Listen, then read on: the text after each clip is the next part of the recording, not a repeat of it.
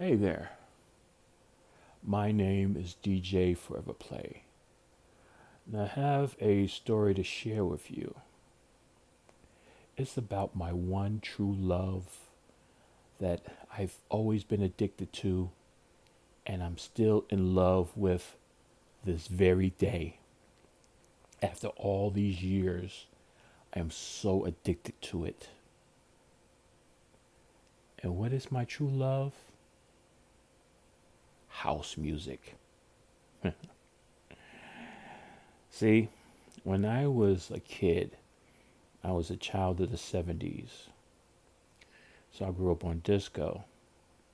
And it was cool. It had some great music. But once it went mainstream, that's when it started becoming campy. Everybody all trying to do the hustle, the bump, or whatever. Disco duck. It started getting real campy. And that was the downfall of disco. So in the 80s came around, you had R&B, some good stuff came out there. But then about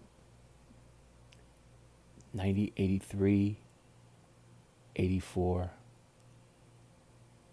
house music started to arrive on the radios. And they used to have those late night, after midnight master mixes on Kiss FM and WBLS. And I was drawn to this music. It was like nothing I never heard before. It was like it was supposed to be like tabooish in a way, underground. The sounds of that music was drawing me, and I started making tapes and just enjoying the music, listening back to it whenever I can. So about 1986, I was about 16 years old, and I saw a flyer for a teen night at a club in our town. Club was called Club 88, which was located at 88 Evergreen Place in East Orange. So I told my cousin, and he was down to go. And we got our friend Mark to go with us. So during that week, we was all in my cousin's room just dancing to some music, trying to find our step. So the night we went, we're amped up. Make sure we were smelling good, looking good. We had the like dress shirts and some slacks on and shoes. So we get there, pay the $5, and my whole world was opened up for the very first time. That music was calling me, booming, booming, booming. I mean, the downstairs was more like you hear some main music you hear on the radio, blah, blah, blah. But upstairs is where the DJs were getting that house music going on. We went up to the spiral stairs and walked upstairs, and you feel the heat and the bass hitting you, smacking you in the face. And I was like, oh, the first song I heard was called Mystery of Love. And it was like a melodic, bassy. Oh man, it was a great song.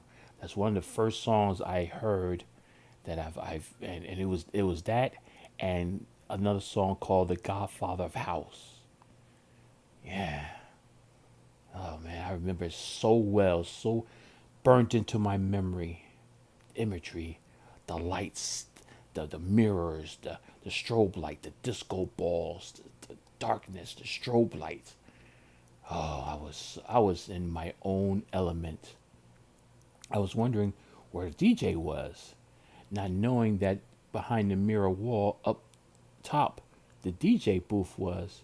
So we went to the opposite side where there's an elevated platform stage, and I saw the DJ, and he's working his ass off and everything. And oh man, this I fell in love with house music. Right then and there, I was in love with the clubs, the house music, and I wanted to be a DJ. I wanted to learn how to DJ. I was always curious about how to mix records, but I seen this DJ, and I was like, man, I bump this. I'm going to learn how to be a DJ. But going back to the story, during that night, we danced with people. I danced with this one girl. First time I ever had danced with a girl. She was kind of on the heavy side. She had big breasts, dark skin. She was a cutie though. So we're dancing and everything, and she made a mistake and hit me in the face, and I was like, "Oh!" And she said, "Oh, I'm sorry, I'm sorry." I said, "No, no, no, it's all right, it's all right." And then she just started hugging on me and everything, and she was feeling good. This was a great feeling, and I danced for quite a bit of time. And then my boys, we was ready to go, so we left and we were talking all this. Yeah, man. Oh yeah, yeah, yeah. And I was dancing with this one girl. Yeah, nah, nah. Oh, we had a great time, and that's what's important. That we go out and have a great time, making memories. House music, my true love. And when I started learning how to DJ, that's when my love for house music grew exceptionally. Now, first I had these bum turntables I bought from my brother's friend. He kind of ripped me off, but I don't know. I was really desperate to try to learn how to mix because he had a nice mixer, and that was the important thing. I needed some turntables I can just deal with and a mixer, a good mixer, and I had a radio that I plugged into all this stuff into. So I started buying records. I remember the first records I bought was Love Sensation by Lita Holloway, Touch and Go, uh, Anthony Camp, How Many Lovers, um, Ray's Break for Love, and on the flip side, Jack the Groove, Jack Your Body by J.M. Silk. And I was mixing the hell out of those records. And the one that I had the most like this by Chip E. And I had both versions, the one that came in 1983 and the dub version that came in 1984. Oh, that was like my ultimate song to get people on the dance floor nowadays. It's like, I mean, even after all these years, you play that song at a barbecue or a party or a club or whatever, you're getting people off the walls and out their chairs. Damn. And of course, Marshall Jefferson, Move Your Body. Those are the very first records I ever had. And I just mixed the hell out of them as much as I can. Eventually, I started buying more records. I bought a tape deck. I started, just improving my stuff, improving my skills.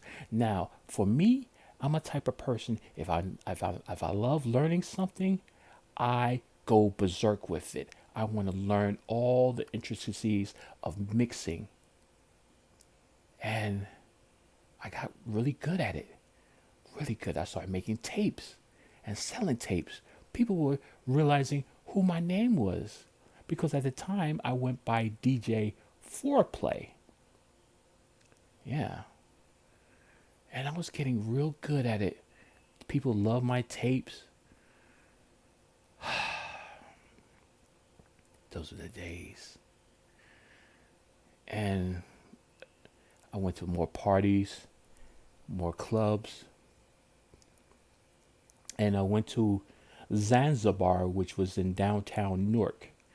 And I met Tony Humphreys. He was a DJ that influenced me on my style of how I like to mix.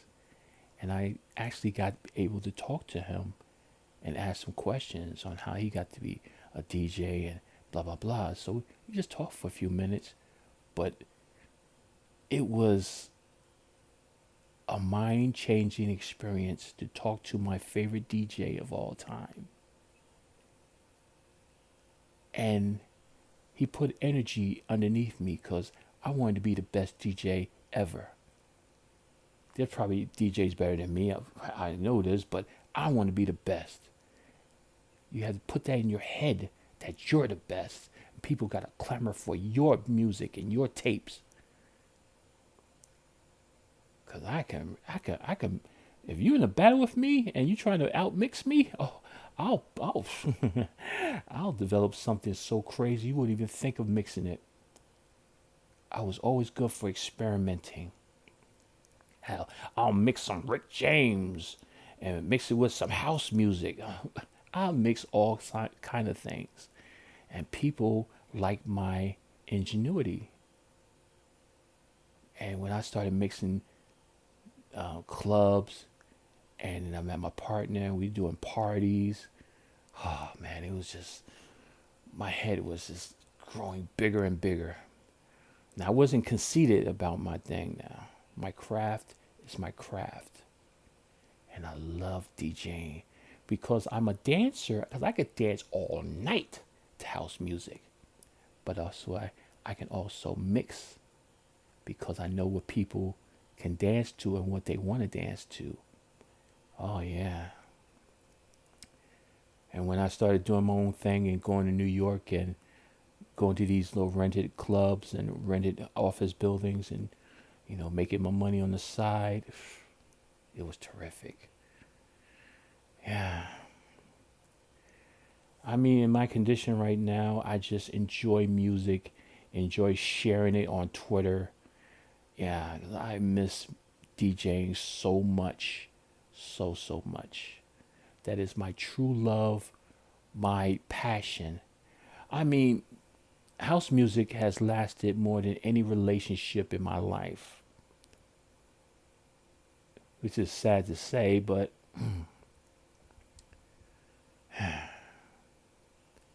I love house music. I love house music. I love music in general. I love hip hop. I love other music and stuff like that, Caribbean music, da da da.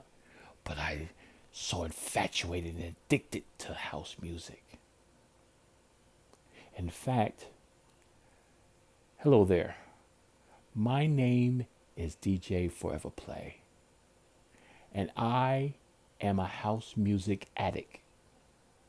I've been loving house music for decades, and I will never, ever give it up.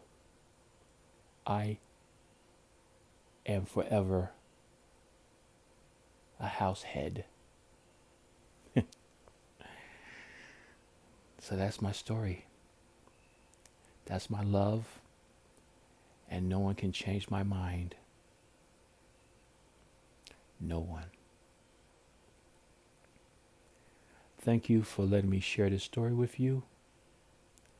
Have a great day and take care of yourselves. Bye now.